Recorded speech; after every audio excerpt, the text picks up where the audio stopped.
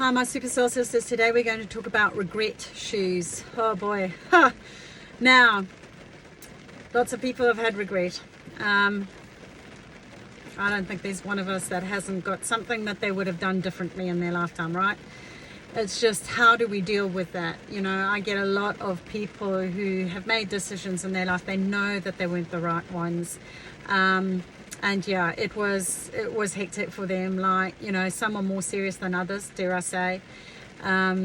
Regret, you know, we wish we had done something differently in our childhood, that we have, you know, would have picked a different partner, and, you know, who was kinder to us and our kids or whatever it was. I've had all sorts of people with regrets. It's like, oh yeah, you know, we were together for ages, and I didn't know how to let go, and I regret wasting the time. I've had that, you know, because they really weren't that committed. You know, there's all sorts of regrets, aren't they? And I think, you know, in hindsight, wonderful thing, hindsight shoes, right? I mean, if we could go back and say, I would do it this way, yeah, you know, we would. But this is the thing, is that sometimes, you know, well, not sometimes, we can't actually undo what's happened in the past. So sometimes it's a case of actually making peace with what we've done. You know, and it's not an easy journey. Quite often, if I'm honest, you need help with that. It really depends on how serious the situation actually is. But I'm just trying to think of a scenario, yeah, like one person, you know, had hooked up with a person for quite some time, and yeah, you know, didn't realize that didn't have enough self-esteem to think that it was possible to be with someone else because they had worn her down that badly. And, you know, there were kids involved, and there was regret around having stayed with that partner for that period of time. And, you know, I know it sounds really odd,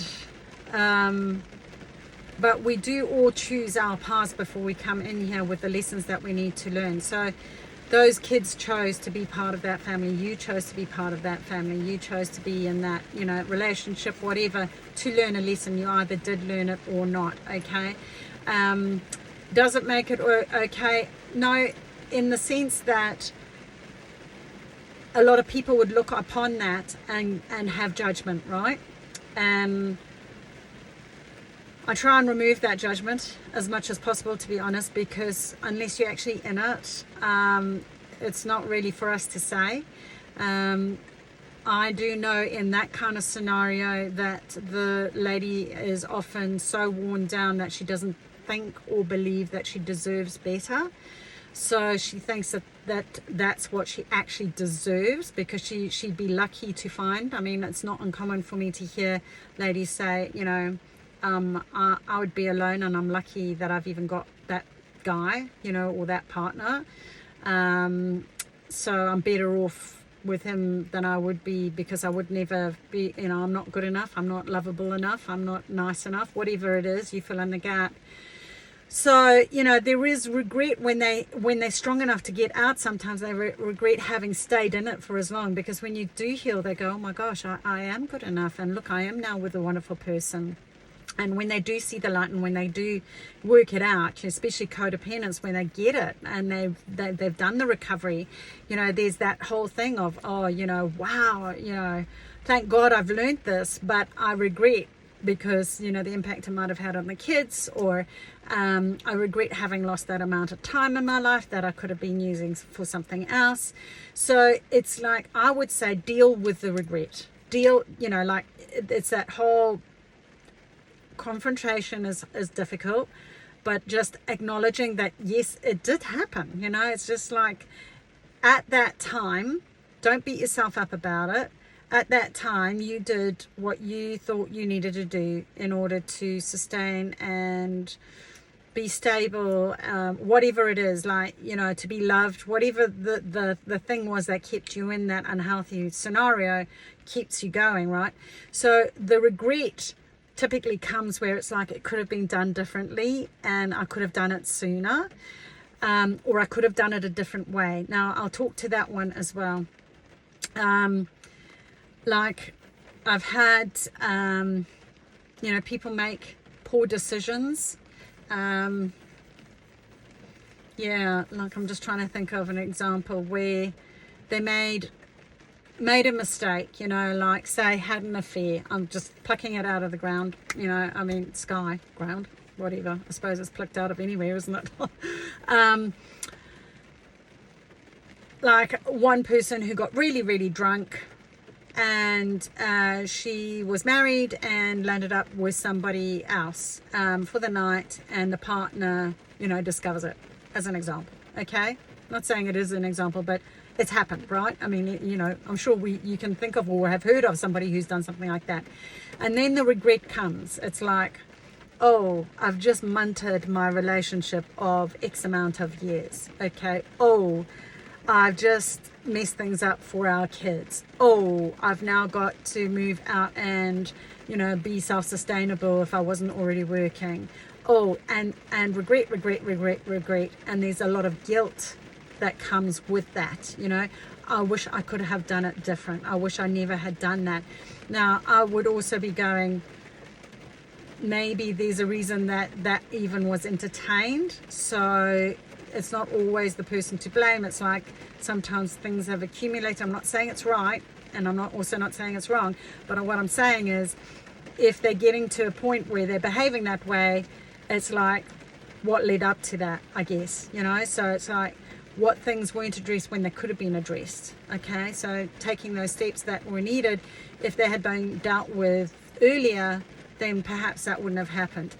If the person's got a drinking issue, maybe that's what it is, or if it was a drug issue or whatever it is. Okay, so it's being consciously aware of maybe what led up to that. So don't beat yourself up if you have done that.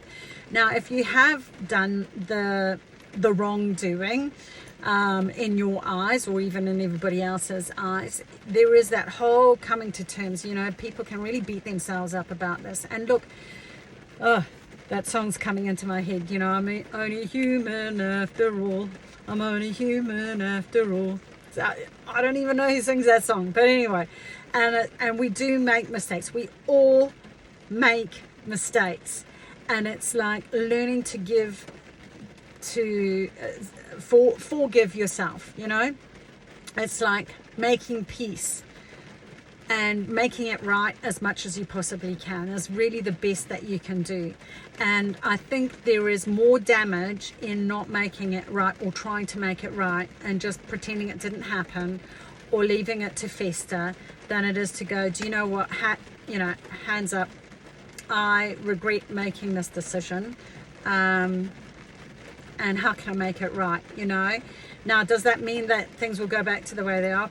Probably not in that scenario. Quite often, once trust is broken, it's really quite hard to rebuild that bridge. It can be done, but it takes a lot of work to be able to get there. And most folks that I've come across with, that I've at least worked with, just can't really go there, because one party just can't seem to, they've got to learn to be able to be okay with it and trust that they're going to be okay on their own, and they're not going to do that again, obviously.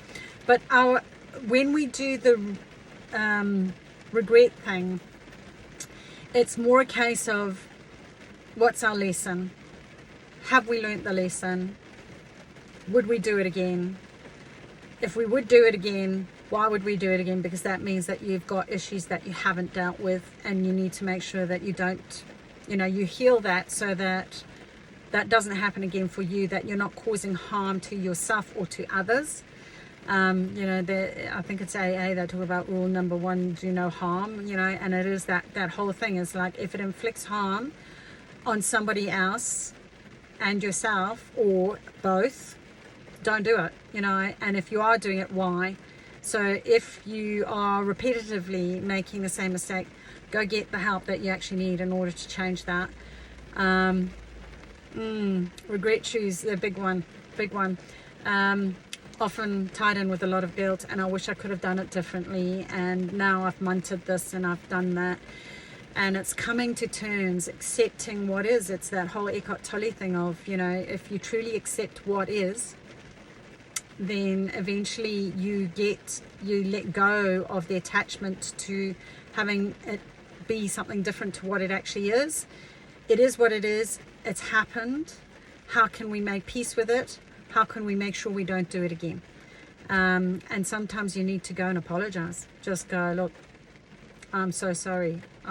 You did not deserve that. You know, just do the right thing. Take the step. Go and say make your peace. Make your peace. I think I'll do that in another video, is making the peace, because that can be challenging for some people.